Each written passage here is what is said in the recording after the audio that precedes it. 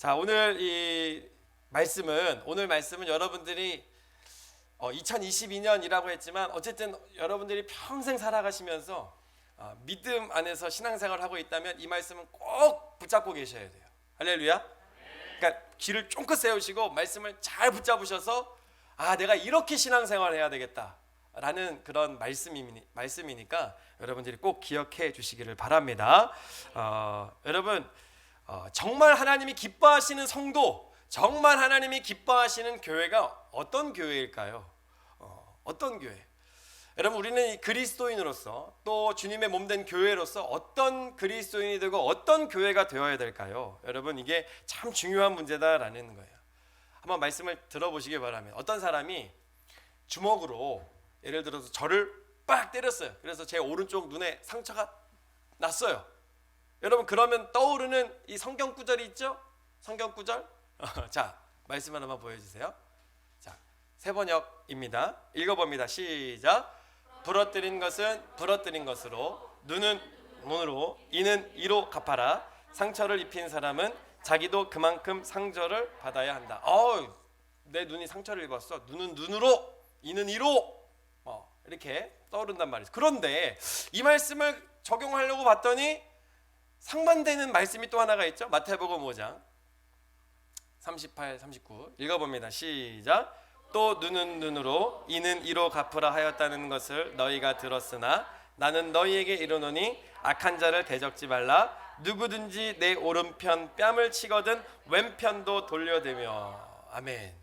이 말씀 보면 이게 정반대의 말씀 같아요.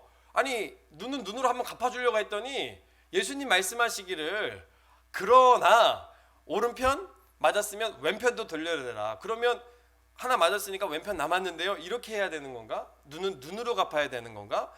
이게 어느 장단에 춤을 춰야 되는 건가? 아니 레위기도 하나님 말씀이고 마태복음도 예수님 말씀인데 이 두 분이 그러면 다른 지금 말씀을 하시는 건가?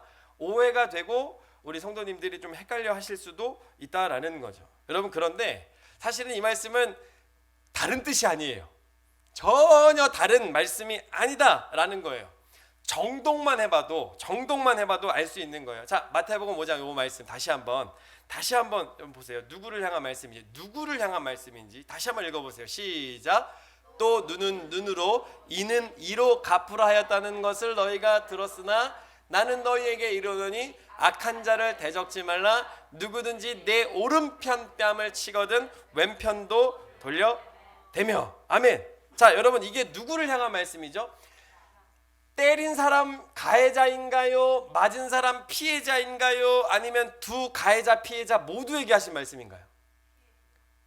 누구예요? 피해자 말씀이에요. 피해자를 향한 말씀이에요. 자, 그러면 다시 한번 레위기 24장 그 다시 전의 말씀 레위기 24장 다시 한번 읽어봅니다. 시작. 부러뜨린 것은 부러뜨린 것으로, 눈은 눈으로, 이는 이로 갚으라. 상처를 입힌 사람은 자기도 그만큼 상처를 받아야 된다. 자, 이 말씀은 누구를 향한 말씀이에요? 가해자인가요? 피해자인가요? 모두인가요? 가해자예요. 여러분 이게 상황에 따라서요 가해자에게 적용될 말씀과 피해자에게 적용될 말씀이 다르다라는 거죠. 자, 누군가 저를 때려서 오른쪽 눈에 상처를 입혔어요? 그러면 제가 적용해야 될 말씀은 레위기 말씀이에요? 마태복음 말씀이에요? 마태복음 말씀이죠. 그럼 맞으면 어떻게 하라는 거예요? 왼쪽도 남았는데요? 하라는 거예요. 왼쪽도 돌려대라는 겁니다. 그리고 가해자는 레위기 24장 말씀을 적용을 해야 되겠죠. 제가 모르고 때렸어요. 그러면 아이고 저 때문에 오른쪽에 상처가 났네요. 자, 제 오른쪽 눈도 똑같이 때려주세요 라고 가해자는 레위기 24장 말씀을 적용해야 된다라는 거예요. 만약에 교회와 가정에 이렇게 말씀을 제대로 올바르게 적용을 해서 이런 대화가 오고 간다면 교회에 다툼이 날까요? 안 날까요? 가정에 이 말씀을 올바로 적용한다면 가정 안에서 다툼이 날까요? 안 날까요? 여러분 진짜 말씀 하나만 제대로 적용을 해도 나에게 적용해야 될 말씀이 내가 붙잡아야 될 말씀이 어떤 것인지 온전히 알기만 해도 여러분 교회 안에 가정 안에 직장 안에 여러분 다툼이 일어날 수가 없다라는 거죠. 근데 여러분 다툼이 왜 일어나냐? 싸움이 왜 일어나느냐? 가해자가 마태복음 5장 말씀을 적용하는 거예요. 때려놓고 오른쪽 때렸는데 야 일로 와봐, 너 왼쪽 남았지? 대.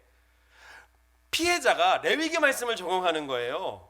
한 대 맞았는데 야 너도 일로 똑같이 대. 누는 누누야, 이는 이야, 똑같이 대. 여러분 이 대화가 오고 간다면 어떻게 될까요? 아 난리가 나겠죠.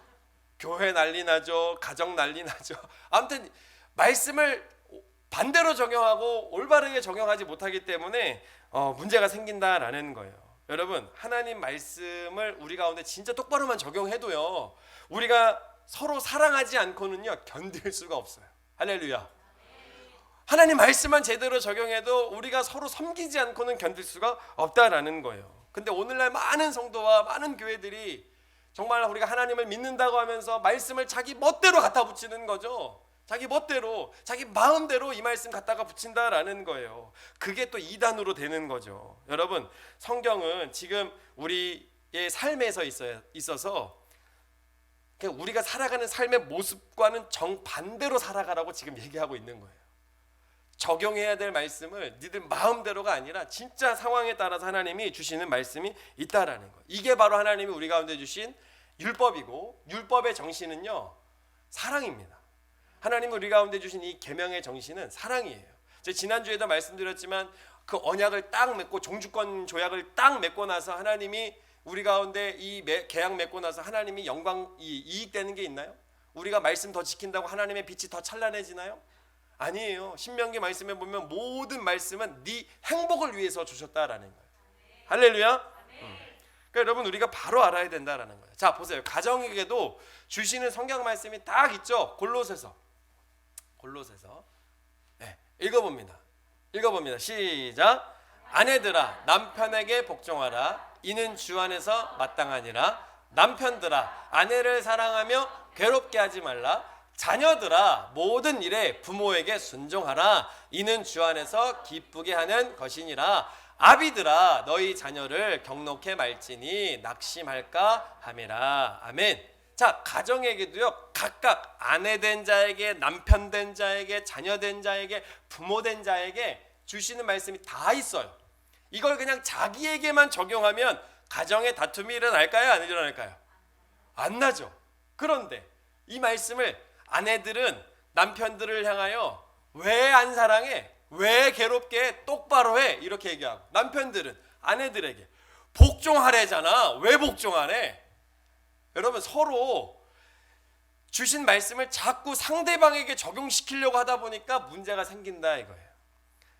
자녀들도 부모들도 다 마찬가지예요. 그러니까 자기에게 주신 말씀만 나에게 적용시키면 문제가 일어나요? 안 일어나요?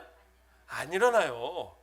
나에게만 적용시키면 돼요. 근데 자꾸 왜 이렇게 하네? 자꾸 그 말씀을 상대방에게만 적용시키려고 하다 보니까 문제가 생긴다라는 거예요. 여러분 이것이 바로 하나님이 우리 가운데 요구하시는 거예요. 하나님의 말씀은 다른 사람에게 아니고 나에게 주시는 말씀입니다. 할렐루야. 이게 그러니까 올 한 해 우리 성도님들이 믿음 생활, 신앙 생활, 또 각 부서마다 가정마다 여러분 살아가실 때에 나에게 주시는 말씀으로 받아들이시면 돼요. 문제 생길 거 없습니다. 여러분 정말 문제 생길 거 없어요. 나에게 주시는 말씀만 생각하면 저거 나한테 복종하라는데 왜 복종 안 하고 있지? 여러분 막 분노하지 마세요. 그냥 나에게 사랑하라라는 말씀이 있으면 그냥 사랑하면 돼요. 복종을 하든 안 하든 그건 아내가 하나님과의 관계의 문제고, 나와 하나님과의 관계는 내가 아내를 사랑하는 거예요. 할렐루야. 이게 하나님이 우리 가운데 원하시. 그래서 여러분 진짜 믿음 안에서 하나님과 계속 가까워지잖아요. 남편이 하나님과 가까워지고 아내가 하나님과 가까워지면요, 이렇게 있던 이 남편과 아내가요 서로 하나님께 이렇게 가까이 가면 아내와 남편도 가까워질 수밖에 없는 거예요. 그러니까 여러분 이게 가정 안에서 하나님이 원하시는 거예요. 그러니까 부모들도 마찬가지고 자녀들도 다 마찬가지죠. 여러분 이게 지혜인 줄로 믿습니다. 여러분 지혜라는 말이 나와서 그렇지만 이 솔로몬이 하나님께 구한 게 뭐지요? 지혜죠. 지혜일까요? 지혜 맞아요? 확실해요? 성경을 좀 보겠습니다. 자, 열왕기상 3장 읽어봅니다. 7절 8절 시작. 나의 하나님 여호와여, 종으로 종의 아버지 다윗을 대신하여 왕이 되게 하셨사오나 종은 작은 아이라 출입할 줄을 알지 못하고 주께서 택하신 백성 가운데 있나이다. 그들은 큰 백성이라 수요가 많아서 셀 수도 없고 기록할 수도 없사오. 다음, 누가 주의 이 많은 백성을 재판할 수 있사오리까? 듣는 마음을 종에게 주사 주의 백성을 재판하여 선악을 분별하게 하옵소서. 아멘. 개역 한글 버전에는 지혜로운 마음을 주사 그랬어요. 근데 여러분 여기 보면 뭐를 달라고 하셨다고요? 뭐를 달라고 했다고요? 듣는 마음을 달래요. 지혜예요? 아니죠. 듣는 마음을 달라고 하나님께 구했다라는 거죠. 그런데 솔로몬은 듣는 마음을 달라고 구했는데 왜 우리는 지혜라고 알고 있을까요? 이유는 하나님이 그렇게 대답을 하셨기 때문에 그래요. 그 다음 말씀 읽어봅니다. 시작. 이에 하나님이 저에게 이르시되 네가 이것을 구하도다.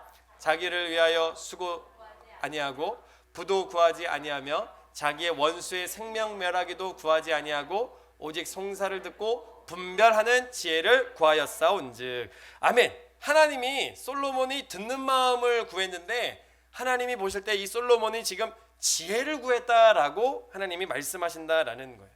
여러분 솔로몬은 듣는 마음을 구했어요. 근데 하나님이 지혜를 구했다고 대답하세요. 동문서답입니까? 아니라는 거죠. 지혜는요 원어로 성경에 보면 호크마라는 단어인데 숙련, 기술, 솜씨, 다양한 학식, 그러니까 이 사전적인 이 의미로 따지면 능력 있는 사람, 학식 있는 사람, 기술 좋은 사람, 어떤 문제든지 척척척척 잘 해결해 나가는 사람이 지혜로운 사람이에요. 그런데 오늘 이 말씀의 원어는요 호크마가 아니고 쏴마라는 듣다라는 단어가 쓰였어요. 그러니까 솔로몬이 진짜 하나님께 구한 건요 듣는 걸 구한 거예요. 듣는 걸 구한 거. 그러니까 하나님이 그 모습을 보시고 네가 지혜를 구했구나라고 말씀하시는 거죠. 그러니까 하나님이 정의하시는 이 지혜는요 기술 좋고 학식 좋고 능력 좋고 모든 문제를 잘 해결해 나가는 사람이 지혜가 아니고 들을 줄 아는 사람이라는 거예요. 할렐루야. 그러니까 여러분 올 한 해 우리가 믿음 안에서 신앙생활 해나갈 때에 말하기보다는 뭐 해야 되는 거예요? 들어야 돼. 누구를 들어야 되죠? 하나님의 음성을 들어야 돼요. 그래서 여러분 하나님이 입은 하나 주셨고요 귀는 2개 주신 거예요. 말하기는 더디하고 듣기는 속히 하라고. 주님의 음성을 우리가 들어야, 말씀을 들어야 우리가 이 땅에서 승리할 수 있고 그게 바로 지혜 있는 사람이다 라고 말씀하시는 거죠. 그렇기 때문에 지혜는 내 안에서 나옵니까? 아니면 밖에서 들어오는 겁니까? 내 안에서 나오는 거예요? 밖에서 들어오는 거예요? 들어오는 거예요. 지혜는 나에게 있는 게 아니에요. 바로 우리 하나님께로부터 나에게 주어져야 되는 거예요. 그러니까 지혜는 밖에 있는 것이고 하나님께 우리가 구해야 되는 것이고 하나님으로부터 우리가 얻어야 되는 것이 바로 지혜다라는 거예요. 그러니까 여러분 지혜로운 사람, 나에게 능력이 없고 나에게는 힘이 없고 나에게는 지식이 없고 하나님께만 있다라고 인정하는 사람, 이 사람은 바로 하나님께 나아가는 사람입니다. 그러니까 여러분 하나님 경외하고 하나님께 나아가는 사람이 바로 지혜 있는 사람이에요. 나 혼자 안 됩니다. 하나님 진짜 올 한 해 내 인생 주님이 도와주셔야 됩니다. 이렇게 주님께 나아갈 수 있는 사람이 바로 지혜로운 사람이다라는 거죠. 자, 야고보서 1장 5절 말씀, 야고보서 1장 5절 읽어봅니다. 시작. 너희 중에 누구든지 지혜가 부족하거든 모든 사람에게 후히 주시고 꾸짖지 아니하시는 하나님께 구하라 그리하면 주시리라. 자, 지혜는 구하라고 말씀하셨고 얻으라고 말씀하시는 거예요. 자, 그러면 하나님께 나아가서 듣는 사람은 어떤 사람일까요? 누가 하나님께 듣고 그분의 능력을 의지하게 될까요? 누가 하나님 앞에 나아가게 될까요?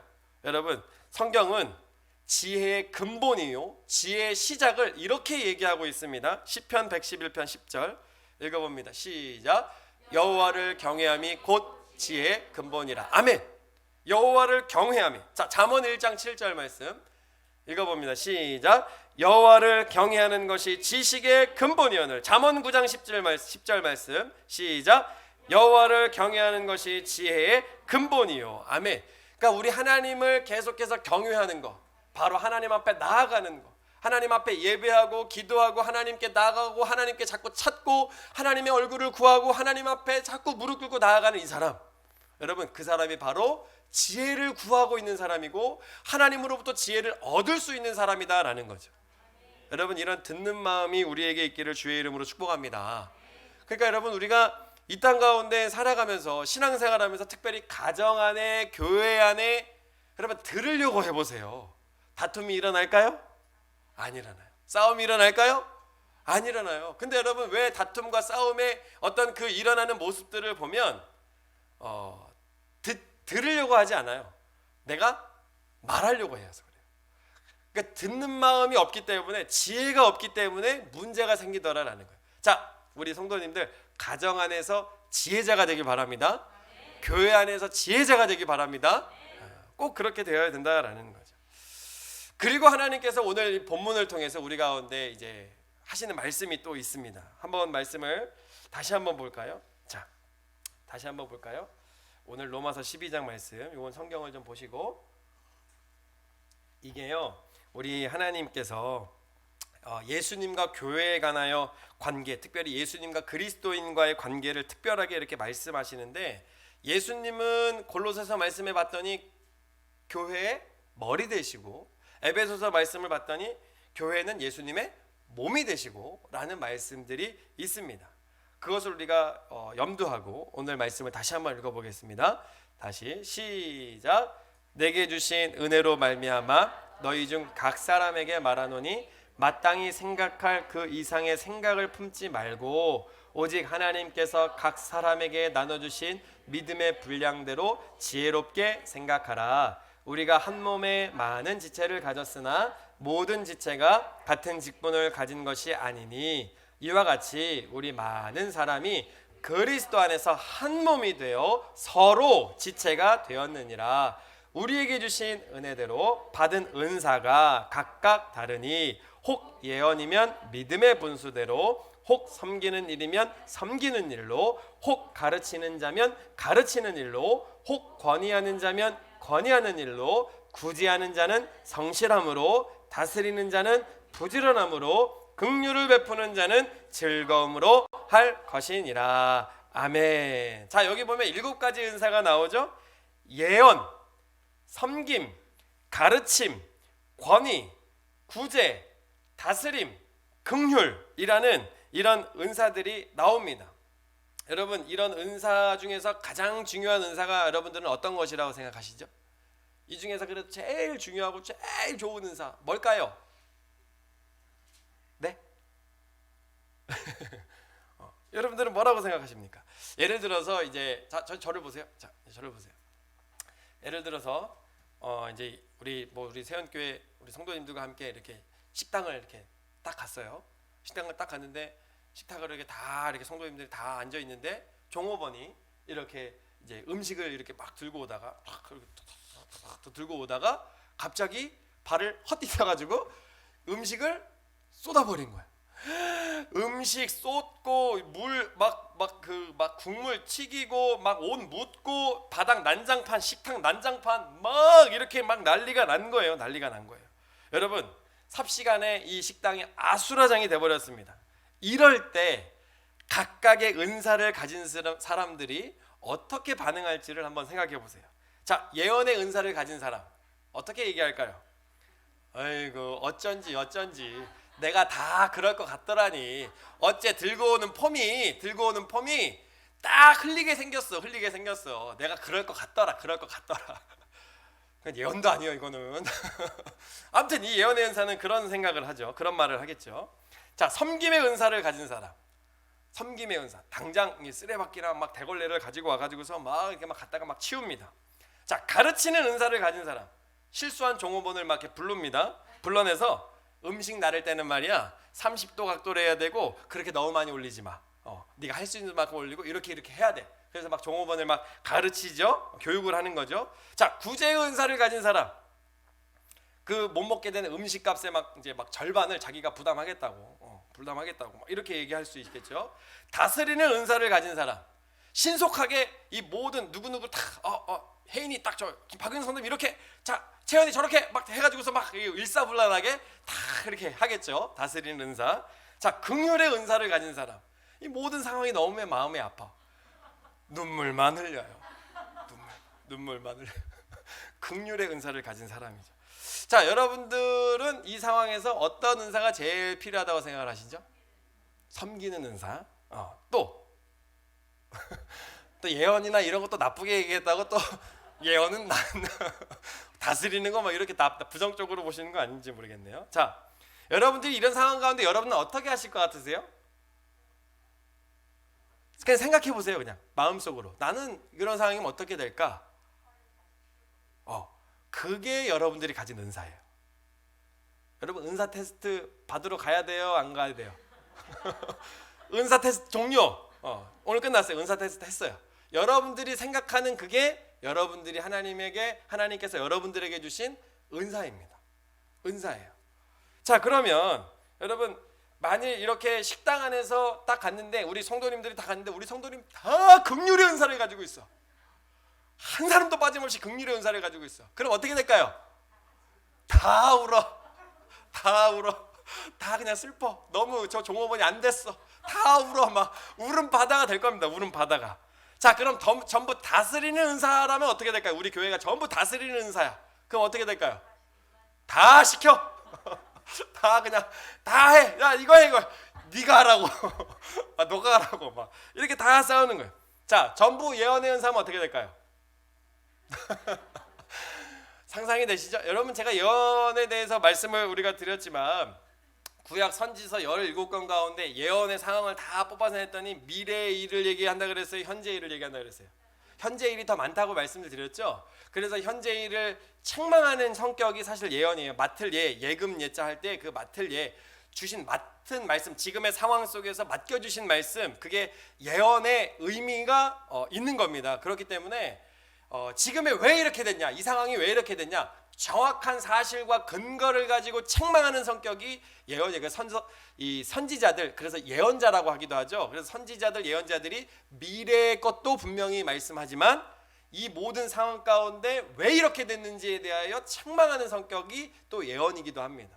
그러니까 예언의 은사를 다 가지고 있다면 어떻게 돼요? 다 책망하는 거, 종업은. 종업은 다 책망하는 거죠.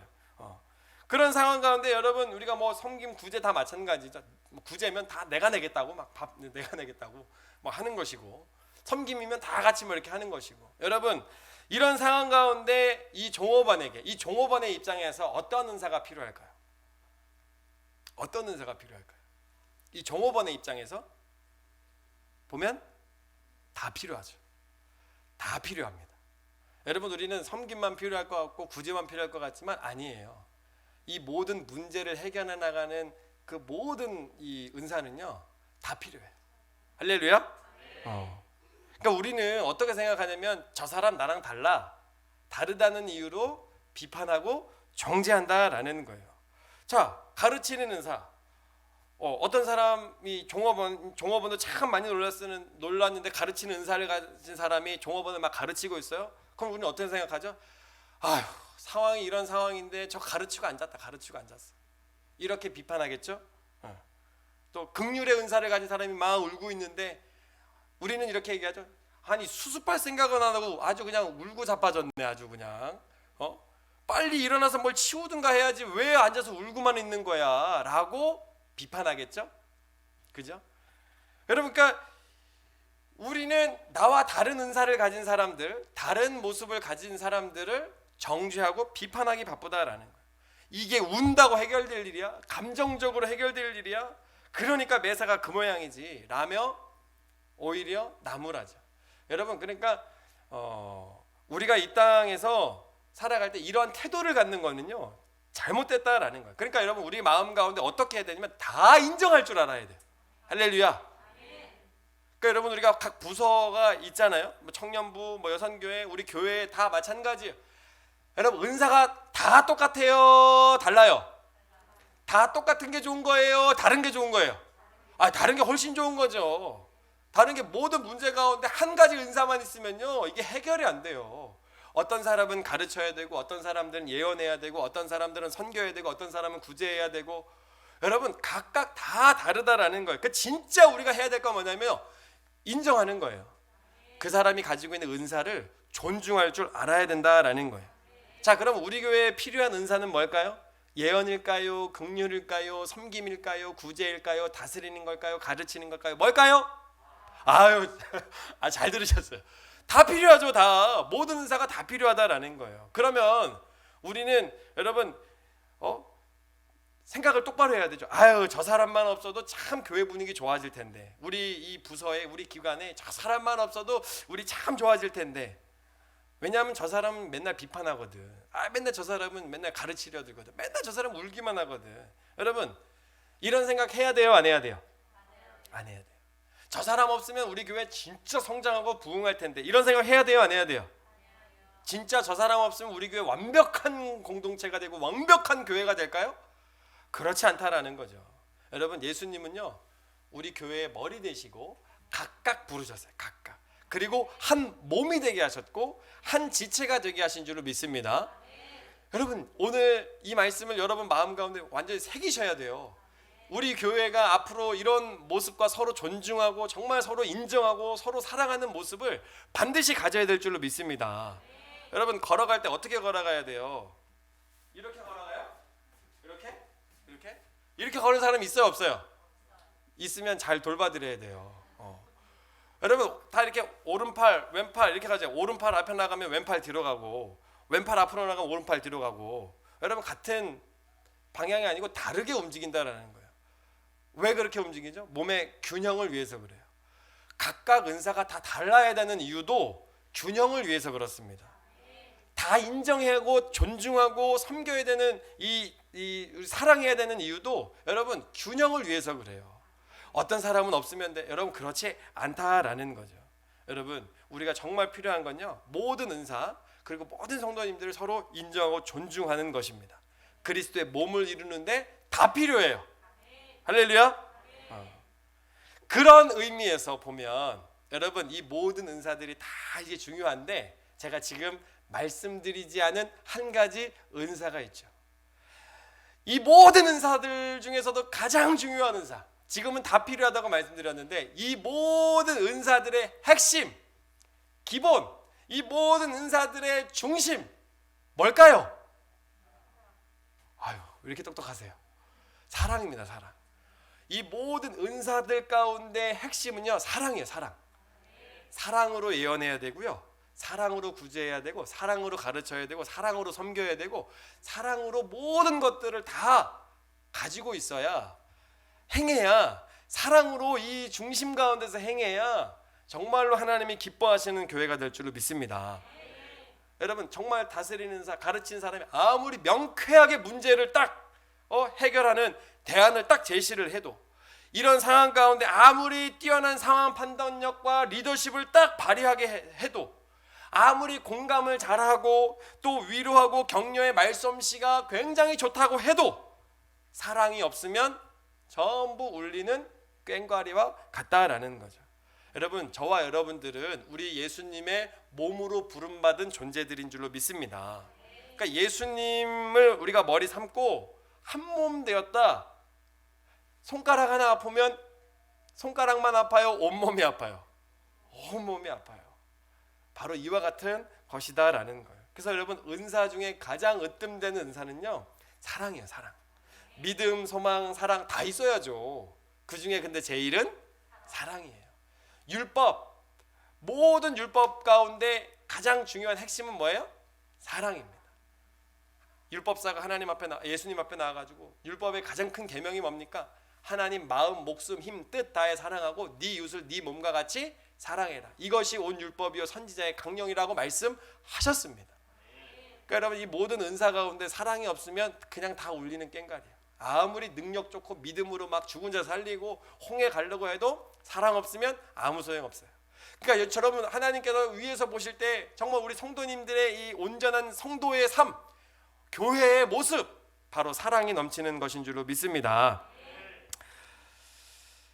그래서 여러분 우리가 이 땅 가운데 살아갈 때 마지막으로 이제 말씀을 나누면, 여러분 예수님께서도 제자들을 이렇게 다 모으시고 마지막 주의 만찬하시면서 주신 말씀이 있잖아요.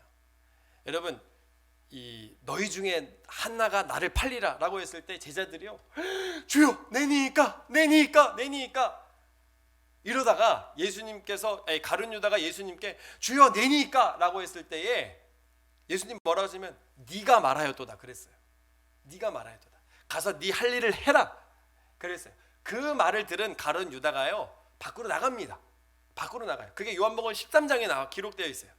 나가요. 그러면 여러분 보통 이렇게 나쁜 짓을 하고 하는 사람들이 딱 있으면 보통 그 사람 나가면 남아있는 사람들이 뭐 해요? 뒷담이라고도 하기도 하고 호박씨라고 얘기도 하고 뭐 험담이라고 얘기도 하고 욕하잖아요. 아유 저 사람 없을 때 우리가 막 욕하잖아요. 아유 저 사람은 저게 문제고 아유 안돼 저 사람만 없으면 아주 교회 아주 행복할 텐데 좋을 텐데 라고 이렇게 얘기를 하죠.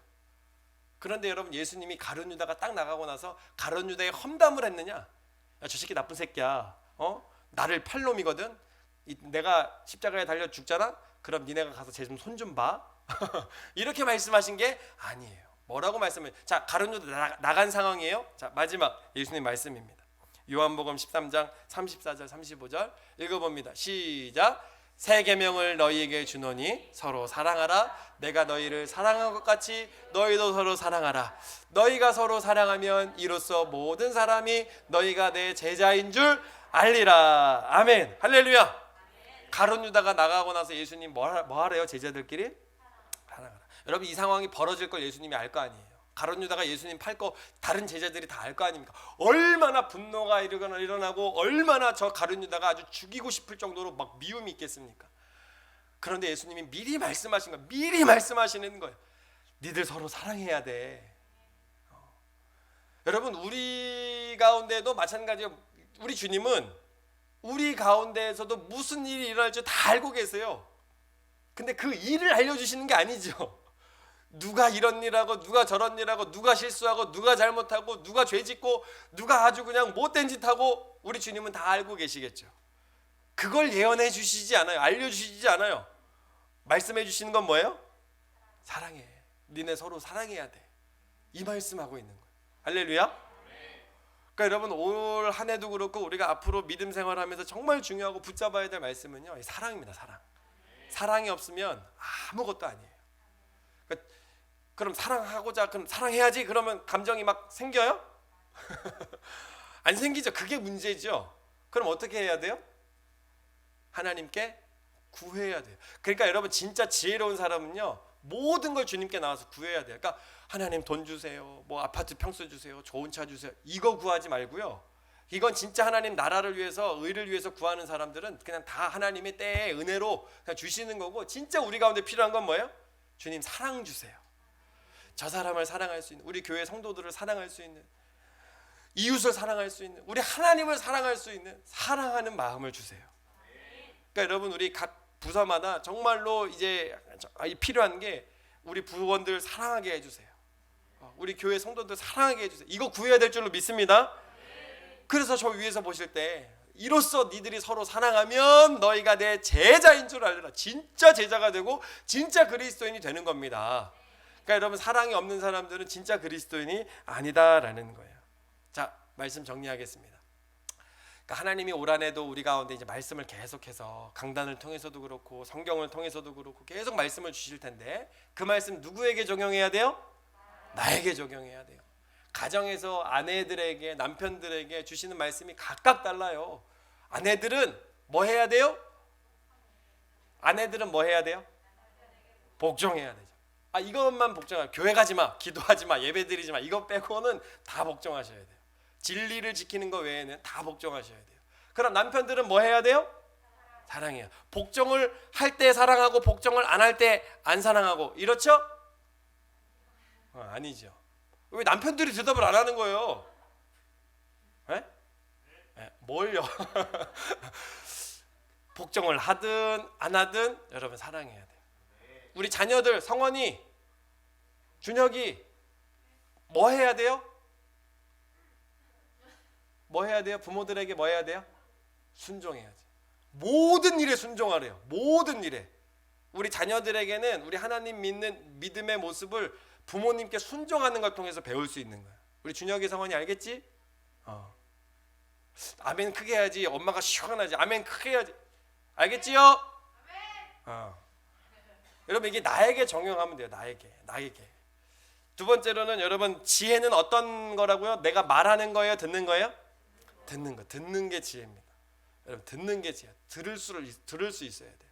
그리고 은사가 하나만 필요해요? 다 필요해요? 다 필요해요. 다 인정하고 존중하고 여러분 다 해야 됩니다. 그 가운데 제일 중요한 게 뭐라고요? 사랑해. 우리 그 마음으로 우리 주변에 계신 분들에게 이렇게 인사 나누겠습니다. 주님의 이름으로 사랑합니다. 아멘, 아멘. 이렇게 여러분 온 교회가 한 마음이 되고 한 뜻이 되어서 올 한해 우리 부서에서 정말 주님이 기뻐하시는 건 내가 옆에 있는 이분을 사랑하는 거구나. 근데 사랑이 안 생기네. 하나님 저에게 사랑하는 마음을 주세요. 하나님 저에게 좀 지혜도 좀 주세요. 다른 사람의 이야기를 무엇보다도 우리 주님이 나에게 무엇을 말씀하시는지 들을 수 있는 마음을 좀 주세요. 하나님 말씀을 나에게 적용시키고 다툼이나 어떤 이 성냄이나 어떤 문제가 이런 것들이 생기지 않도록 말씀을 나에게 적용시킬 수 있도록 은혜를 허락하여 주옵소서. 이런 마음으로 여러분 주님 오시는 그날까지 정말 서로 인정하고 사랑하고 존중할 수 있는 우리 모두가 되기를 축복합니다.